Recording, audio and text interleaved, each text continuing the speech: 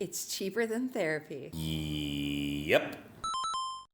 All right, everybody, we're back with another episode of Money, Marriage, and... Magic. That's right, you guys. We're back for another one. We're a little steamy, we're a little hot, hooking this stuff up last minute, trying to get to it. Oh, this is like take number 4. And everything else that we do in this world, we're just trying to get to as much quality input that we can provide and talk about things that we love at this podcast, video podcast, whatever you want to call it. But we appreciate everybody watching, always, you know. Everything we talk about comes from the heart. We like it. I think we might have some new followers. Who are you? What? Who are you? Me? For people who don't know you yet. My name's Zach. Last name Gittler. And I'm the other half of the Gittler. I'm the Jess Gittler. And the two of us make up Money, Marriage, Magic. Guys, thanks for coming along on this ride with us. Yes. It's a fun one. We talk about all types of things. Money, parenting, fun, travel. Those are kind experiences in life. Kind of all the things that we love to do. If we can shed knowledge on you, we do. So today it's been brought to our attention that, you know, our daughter's kind of fibbing a little, telling little lies. And, you know, she kind of always has, like I think every kid does, but we're diving deep into what... I wonder if there's certain ages where they tend to do it more. I would guess yes, because it's a learning lesson. Age in or life. type of kid? No. I think, yeah, those could both be it. But there could be an age. It's probably an age. Like most things, you know, like they go through milestones and different things where it kind of hits them a little harder. So what do you think? At age, let's say, once they start talking and communicating, they start to lie at some point. Then they realize what a lie is.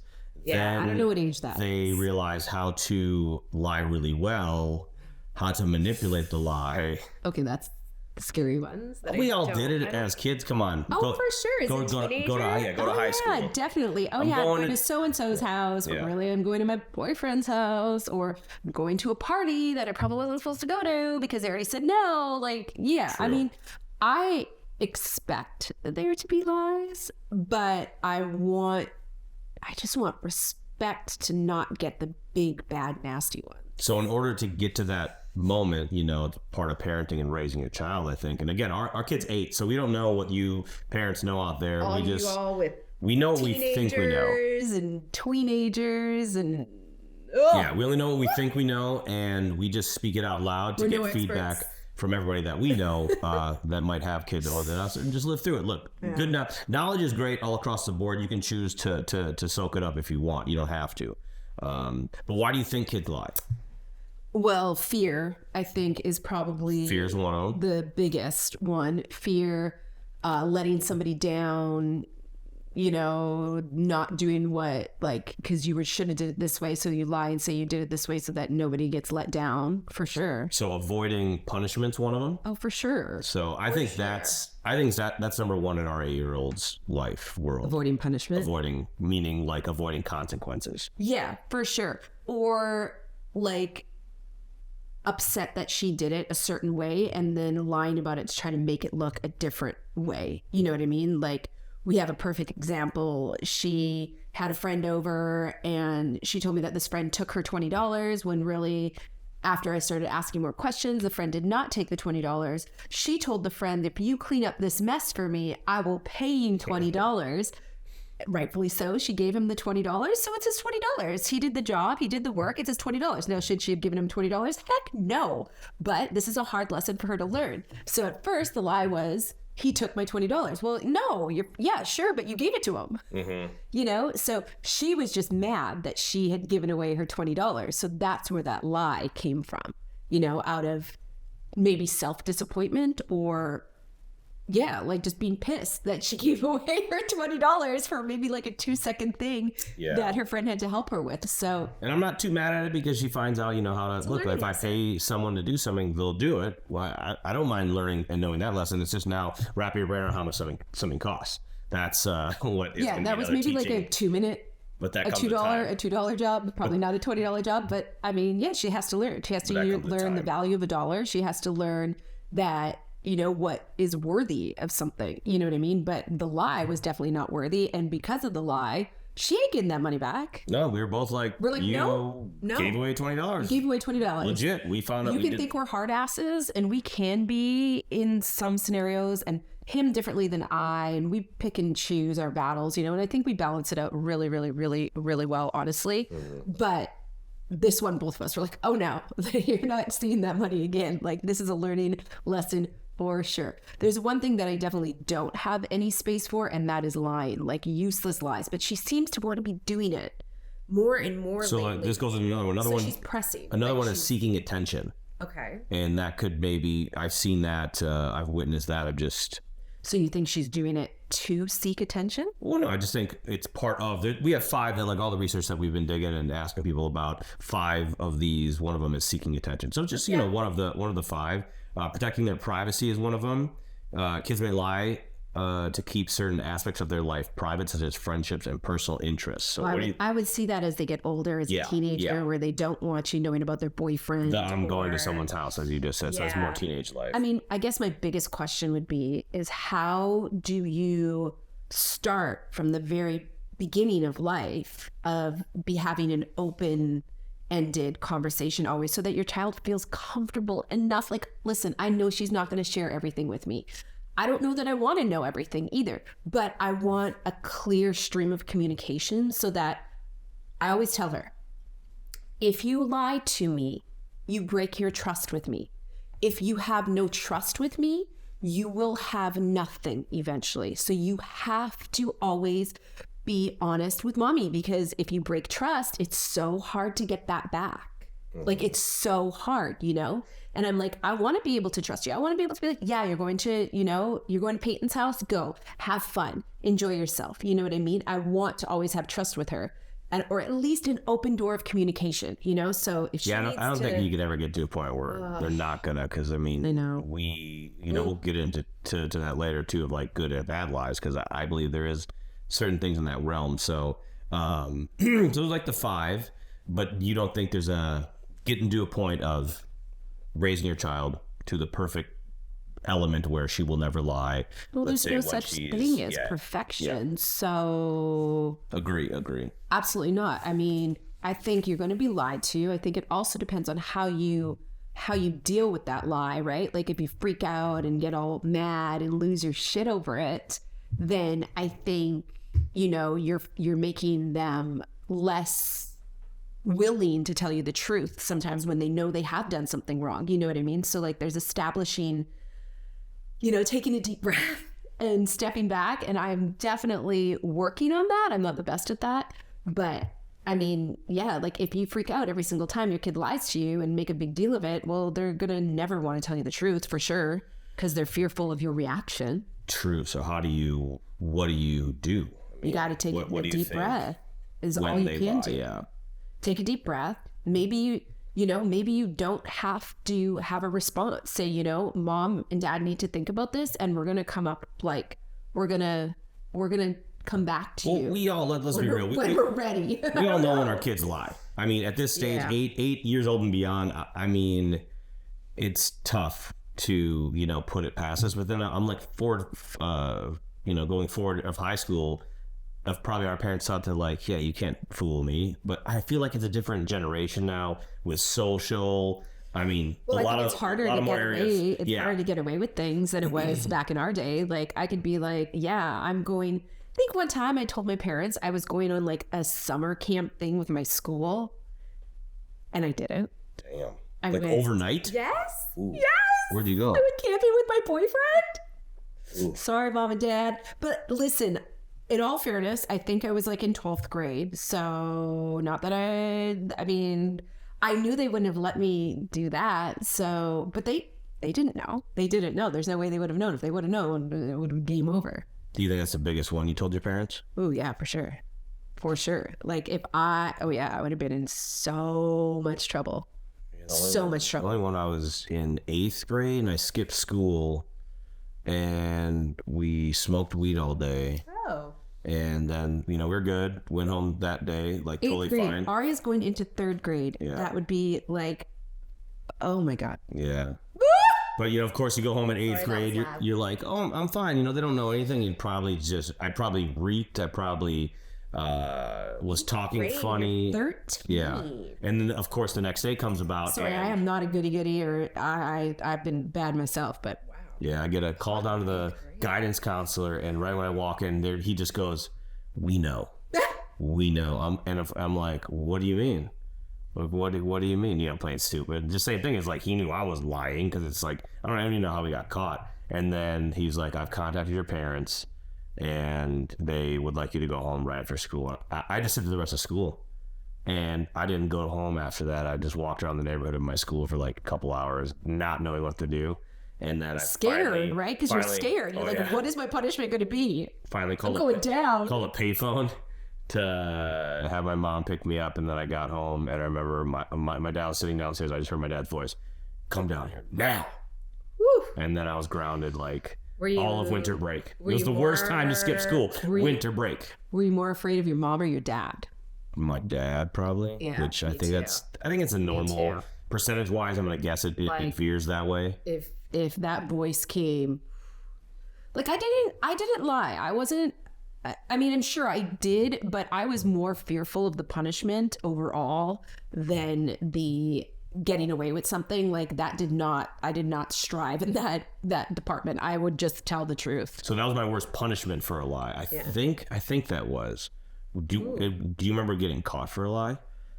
Or did they just... Nothing like stands out particularly, but I mean, we'd get grounded if we did something wrong, or, you know, like it's just lying never pans out.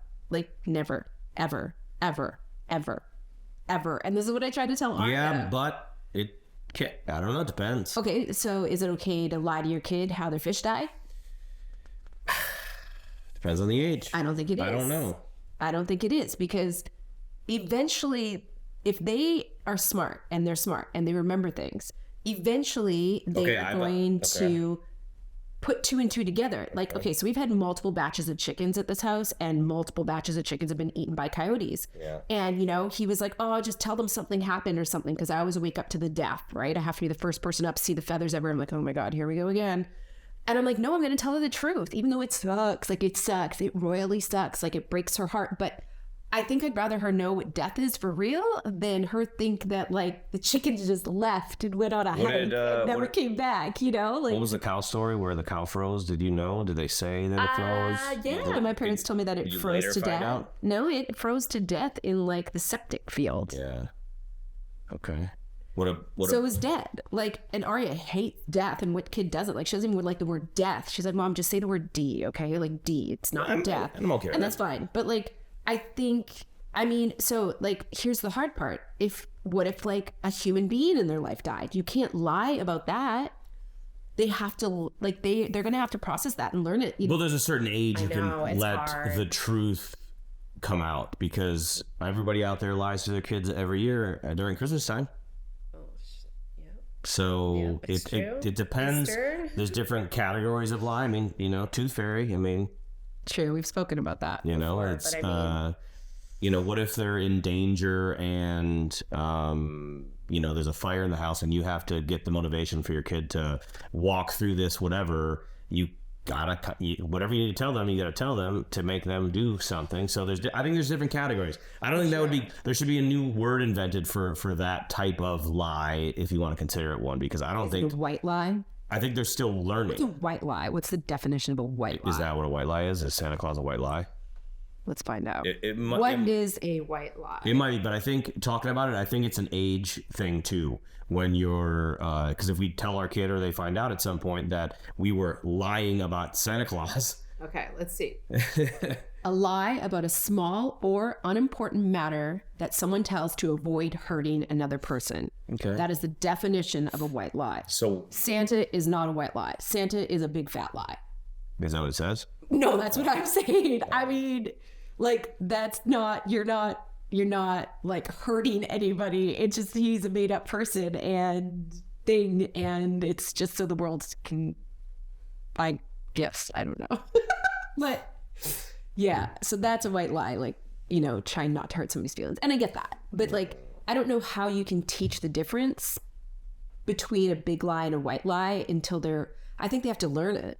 Well, it's just like, how do you learn math? I mean, you learn it throughout a year, and learning, lying and not lying, what's good or bad. It's just, I think it's just continuously talking about it. And when you see it, like we did yesterday, when it's the whole thing with every parent's like, did you brush your teeth? Yes. I'm like, okay. The biggest lie. All the time. Or what was it? No, we heard our cat, that if you have a cat, the noise of like, man, someone's tormenting our cat. It's doing that or whatever.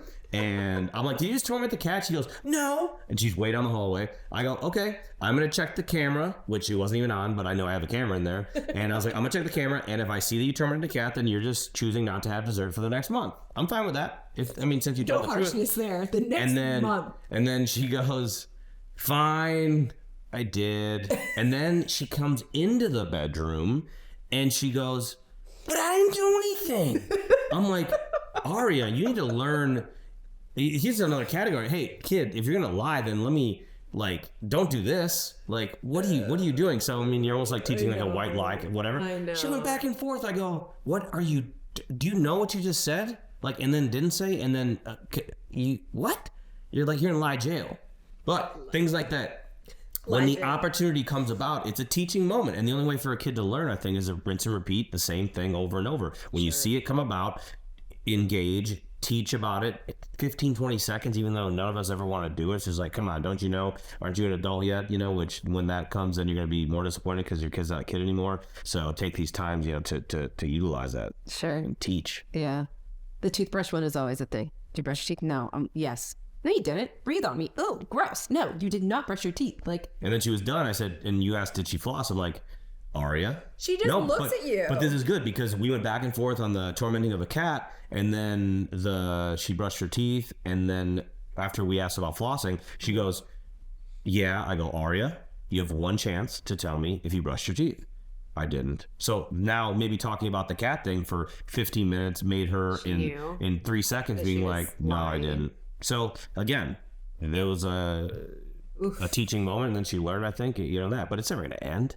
Never. Are you kidding me? I think it's just how you roll through the lie, how you deal with it, and how you come out of it at the end. That's really going to create a healthier habit for how to deal with them, and being on the same page. You know what I mean? No matter with the whole $20 bill thing. And when I told Zach, and he was like, oh yeah, no, she's lost that $20 bill. I'm like, absolutely. I completely agree with you. That was your doing and your decision, and then you chose to lie about it. Don't think so, buddy. That's not going to happen. That's not going to fly for us. You know what I mean? Yeah, and keep going back to tactics. When you're talking to your kid, I think all of us do too. Is 2 minutes in, we're talking to an adult, but we forget that we're talking to a child. These big words, and then we get frustrated that they're not understanding us because we're frustrated, and it's coming about, and we're not even communicating on the same level. So use the right verbiage with your child, or take a deep breath and be like, and find an example that would communicate to the kid in that realm. So I think we're the last generation to be able to lie to our parents. I'm not lying, because now kids aren't going to be able to lie where they are, because you can just track them. You know what I mean? That's gone. True. That is gone. Well, you can't really track them. They're also very smart. So you may give them a phone, or you may give them a watch. So, but if they have a phone, and if something's turned off, exactly. You're gonna say I know what your location's turned off. Yeah, sure. And that means when you come home, I hope you have fun that night, because the phone is gone. Nothing wrong with that. What's pretty cool? So we bought Aria this new watch. It's called a Gab watch, and it tracks them. But you also can give them these tasks, right? And then they can say, yes, on their watch, I did my task. But then as a parent, you still have to approve it before they can get their coins for doing this task, right? It's called the Gab watch. G-A-B-B. G-A-B-B. And I really, really like it. If you guys want a code, we have a code for you and all. But it's, so she will say, yes, I did it. Yes, I did it. But I get to go back, right? So I'm like, listen, if you say you did it and you did not do it, you will get removed coins, kind of thing. And so for her, she thinks it's easy, right? She's just like, yeah, completed.